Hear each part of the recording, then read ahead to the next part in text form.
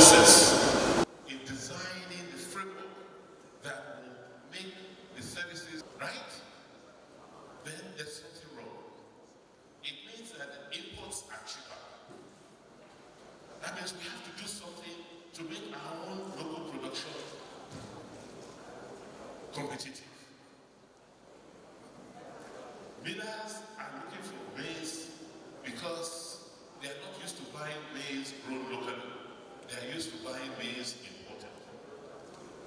So to answer your question specifically, in the business of agriculture, first we have to as government, know that government is not a farmer and can never make money farming.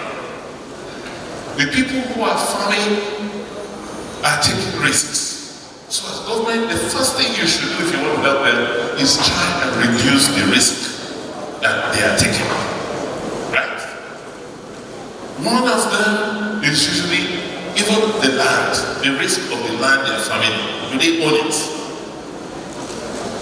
Do they have infrastructure to that location? You see people say, you go to the market sometimes, say, madam, why is this plantain so high? They say, we don't forget to bring this food come from farm, from village to the market. Because the roads are not there. The transporters will charge what they need to charge to keep their fleet operational. What about inputs? What about the knowledge? You used to have extension workers who go from village to village, from farm to farm, to meet farmers and advise them and help them and show them what to do so that their yields can be high and they can make money.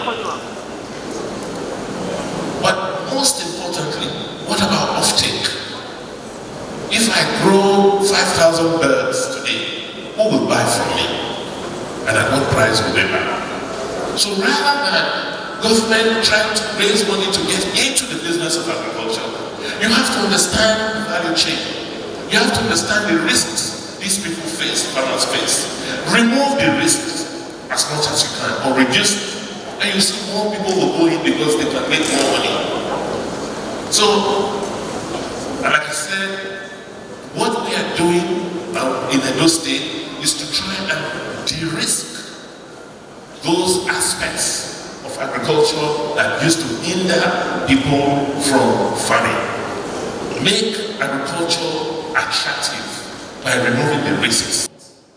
One such company that has, to a very large extent, done so much for the entertainment industry in Nigeria is first of all, I will not allow this moment to go by without and so a lot of small businesses. From healthcare to agriculture to small businesses to technology and even in the entertainment industry.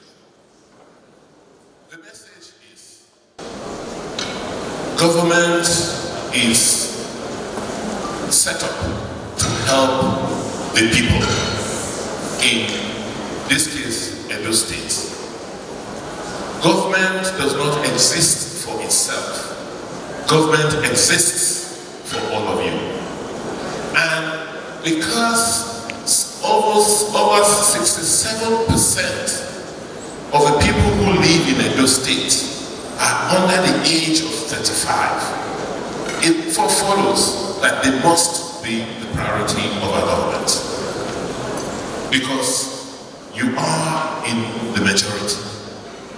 So whether it's in healthcare, whether it's in agriculture, in technology, in entertainment, small businesses, retail, our emphasis in the next 4 years, if we have to make Edo great again, is you, the young people of Edo State.